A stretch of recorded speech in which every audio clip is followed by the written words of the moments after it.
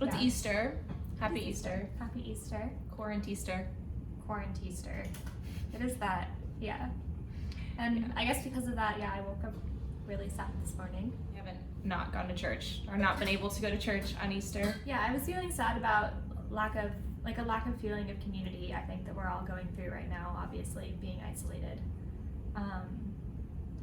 And that's been really hard for me as in this shift from being a working member of the medical community to being an ivory tower member of the medical community, kind of, as a first-year med student here. It's been a bit of a hard transition through all this because I'm seeing all of my friends and coworkers being these, like frontline battle heroes and whatnot. And I'm terrified for them, and I would be terrified if I were there too. But it's been hard for me to kind of resolve the cognitive dissonance of being so lucky to be here in our beautiful 23rd story apartment in Australia, in Brisbane. In medical school. It's a privilege. Yeah, it's during this time, honestly. A huge privilege that we're able to be here and devote ourselves to study and to be safe and isolated when so many members of our community don't have that luxury. Just kind of wanted to talk a little bit about a few different things about what it's like to be a first-year med student during the pandemic in general. About how we're kind of getting through our days, and then about what we as med students can do during this time if we don't have the option to directly help. There's so many ups and downs. Like we just have to go one day to the next, because it's like one day you wake up and it feels almost normal, like I'm gonna go to class, I'm gonna study, I'm gonna get together with friends, do whatever, but then you realize the whole day is kind of jumbled and you have to, figure out how to do your normal routine when it's not possible to go out and do things or go to an actual class, sit down with your friends and listen to lectures or go to practicals. Yeah. And it's like the way you feel about that changes day to day. So when this is over, which it will be someday. Yeah. I can't wait to go study in a coffee shop again. It's one of the number one I miss things coffee that I'm shops looking so forward bad. to. Best way I think we can kind of put our minds at ease. Obviously we don't want to overdo it, but educating ourselves about COVID in general, and then just the ways that the world is dealing with it, because it is the whole world. It's not just our community or our country. It's everyone, and everyone is handling it slightly differently. So I think learning all those ways from a public health perspective going forward, we're going to be the future of that. And also just for your own peace of mind, just to recognize maybe how countries are doing well or poorly. Our generation hasn't dealt with this before, so there's going to be a lot of pitfalls. We all love to research stuff. We're all nerds at heart. Wouldn't be in med school if you weren't. I have a lot of friends and family that aren't in medicine that tend to come to me with medical questions, which I find really funny, actually. Definitely. I laugh about it all the time, My friends like to send me pictures of their rashes. We get pictures like, too. what is this? I'm like, Yeah, we're more helpful than not helpful, but we're still not physicians. We're not quite there yet. So, but people are still going to approach you with those things. So I think education's important in that. Education. Knowing what's happening with COVID, but also, what it actually is, like what kind of virus it is and how it infects people, how deadly it is. There's so much misinformation out there, and so it's important, if you know how to find the right information, which we should know at this point because we're in graduate school, then it's important to do that and to help the people who maybe don't know how to do that. We put a link in the bottom here, but there's this website called Snopes.com, and it's really good for dispelling misinformation. And that's just in general, not specifically about COVID-19 just or anything else. It's just a good kind of fact checker website. Yes. So many things with social media. Obviously, we have the opportunity to reach you here, but also anyone can do that. It's really easy for people to share what they want to hear rather than what the truth is. Social media is definitely a double-edged sword. It's great for reaching people and keeping up with everything, but there's so much out there that shouldn't be out there, and people take it as solid fact without thinking to double check. And I think truly the problem with that is most people don't know how to. And as Tiff was saying, as graduate students, I feel like we do have a little bit of a responsibility, because we have the ability to kind of sort through those sources to help people who come to us and help them kind of parse that out as well. Yeah, it's hard for us, I think, because we're perfectionists and we want to always have an answer. But if you don't know, if you have someone who's asking you something about COVID or about anything medical, just, you can say, I don't know. You can say, I'll get back to you. Like, I'll look it up and I'll get back to you, because I think they would appreciate that a lot more than just putting an answer out that may or may not be right. And it's going to do them better in the long run too. Yeah. I like to say that I don't know, but I can find out for you, or I can direct you to a resource that knows better, you know, as a human, as a future physician, as a current physician, to be able to say, I don't know. That's one of the most powerful things you can do. You shouldn't be afraid to say it.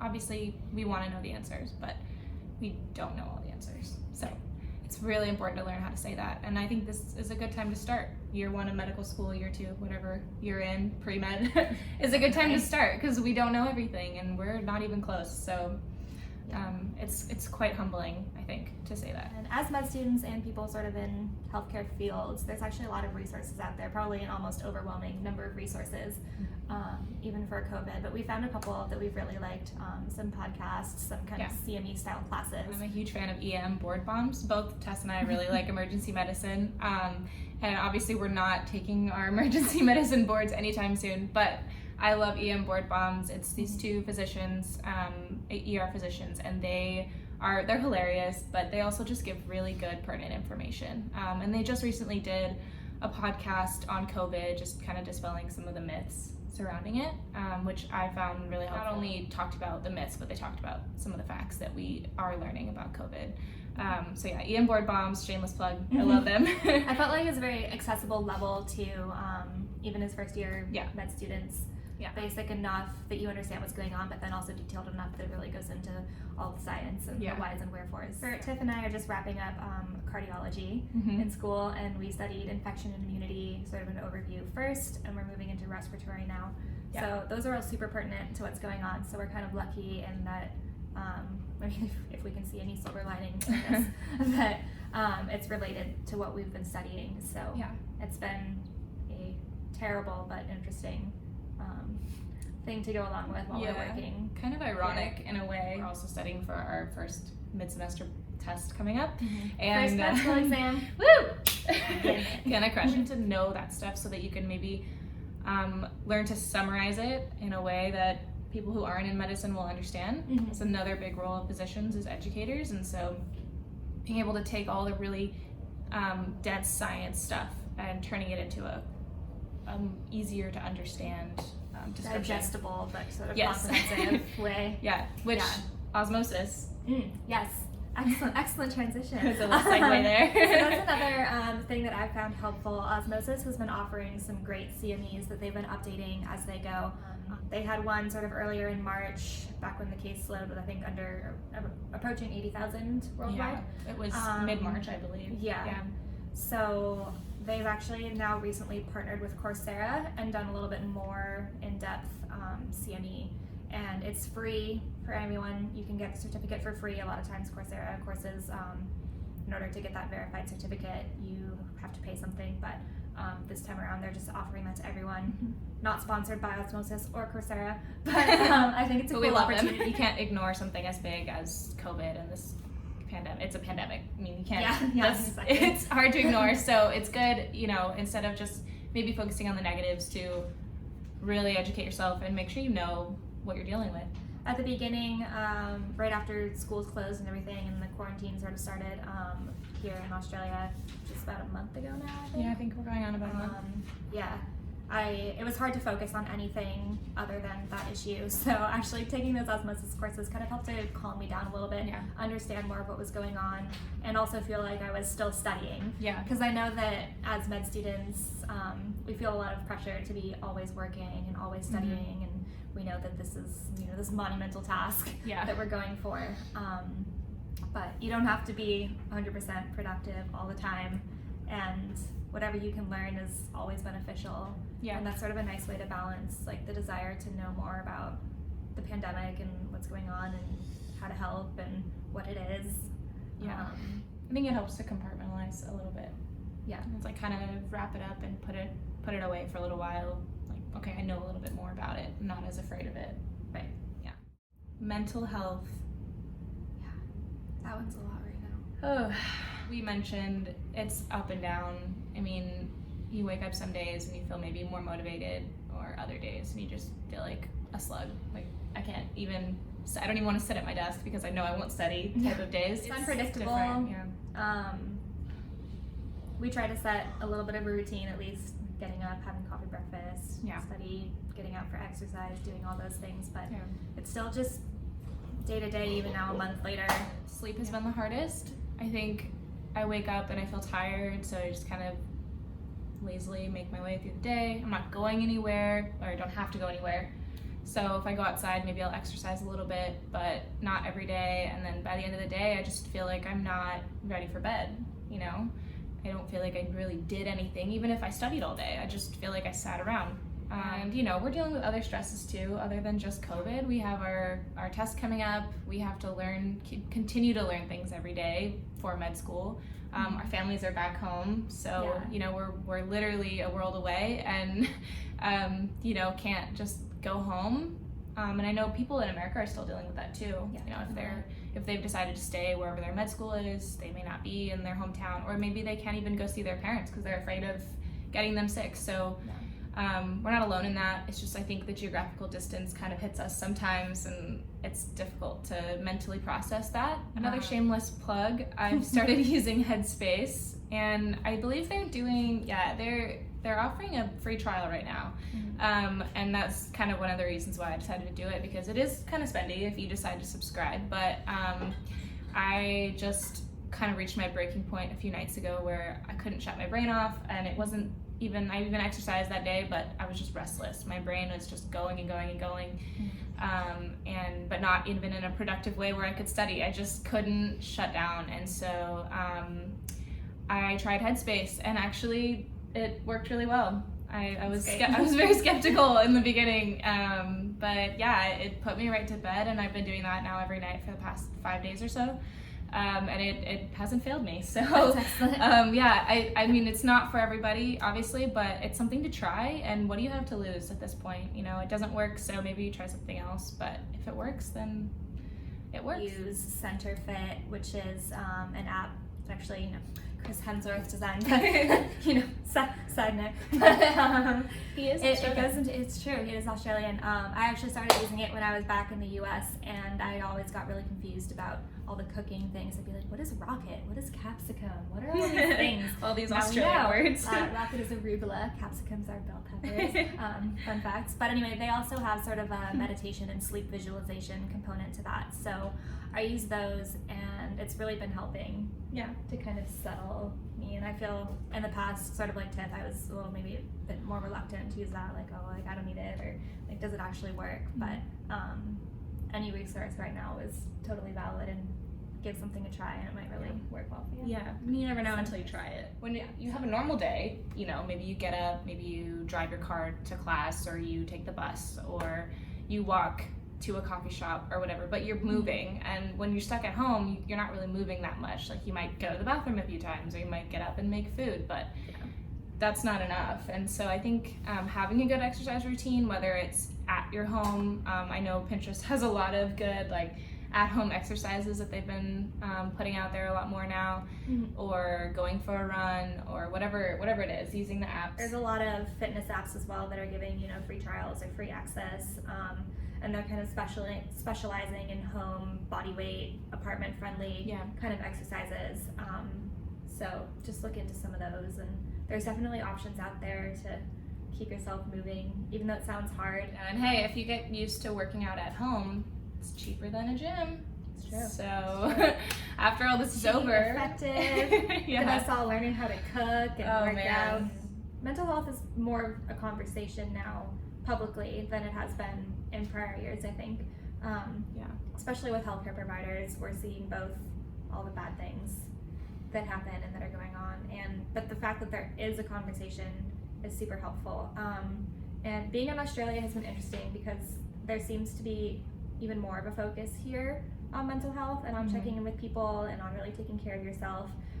even before I came here for school, one of the draws was that they have a life-work balance rather than a work-life balance. They have a whole thing here called Are You Okay Day, where you check in with people. The whole idea with Are You Okay is reaching out to people even if it feels uncomfortable. Yeah. I think it makes it more normalized. Like, it's a specific day where you can reach out to somebody and ask, are you okay? And they'll respond honestly based on their mental health. I like that Australia has kind of normalized something like that, where you're almost expecting it and you're ready with an answer. Yeah. Like, oh, I'm not doing okay, or no, today's been good. And that's okay. Last few weeks have been, yeah.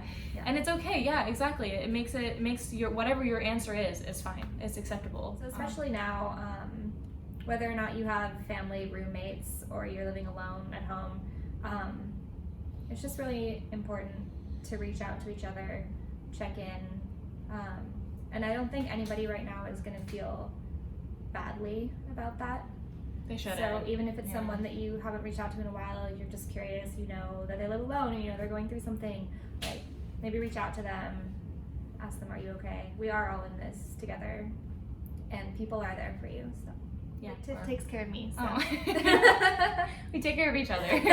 We definitely flip-flop a lot. We have days where like I'll wake up and just be poopy, and then, you know, like yesterday wasn't a good day for me, but you know, Tess kind of, I think, picked up on that, and she wasn't afraid to ask how I was doing, and then, you know, we talked about it, and we kind of, you know, moved on from it. I mean, it doesn't make all the feelings go away always. Like, it's difficult, but at least somebody else knows how you're feeling, and then it takes a little bit of the stress off, you know. It's like, it makes you realize it's not just you going through it, there's other people going through it too. So a little bit debrief can help you compartmentalize a little bit and move on, or help sort of like calm down the physiological feeling that you might have associated with those thoughts, and that can be really helpful.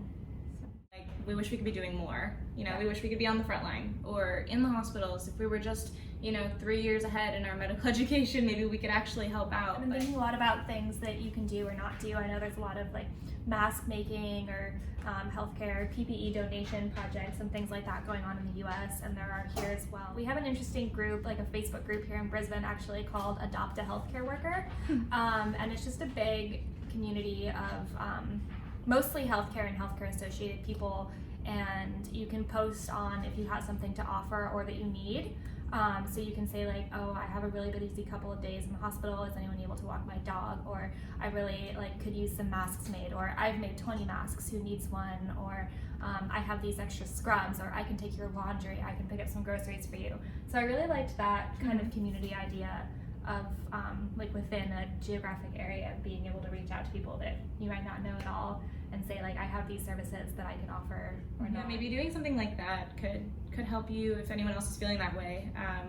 Just feel like you're actually doing something tangible, as opposed to the bigger picture of, I need to finish med school so that I can be a healthcare worker. You know, like that's really difficult to conceptualize when you're in year 1 or year 2 and you're just trudging along and stuck at home. But that long-term goal is a lot of what we've been holding on to, and we both had a long discussion about whether, over several weeks, about whether we wanted to go home and what we would do if we went home back to the US, and that was really hard for us, especially given that we have that first-hand experience and knowing that we have skills that we could apply right now, but we're not. Holding on to that goal of like, the next time it'll be us is really important, and being able to say like, the reason I'm in school at all is because I want to make a difference for patients, and the biggest difference I'm going to make is to be able to be in that position. We talk about this a lot, so talking to other people, talking to other med students, whether they're in your class or, you know, we talk to our med student friends back home too. You know, we're all in the same boat, we're all dealing with this, so find that community, even if it's over FaceTime or Zoom or whatever. We're gonna get through this. You can even comment here, reach out to us. We'll get Cheers to getting through this. Yeah, communities. One day at a time. See you all on the other side. Yeah. Drinks and differentials. Yeah, that's the life. Yeah. Hey, vlog number 2 in the books. Jan. Jesus. So. Blurp, blurp. Beep, boop.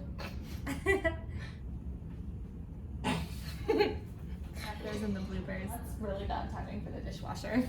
We're gonna be talking. There's gonna be like, excuse me. That beard though. Hopefully you won't be able to hear that. Excuse me. Blooper. Stupid look, just jamming out to my tunes. I'm sweaty. Make sure we're in the frame. Am I sitting awkwardly? No, you look good.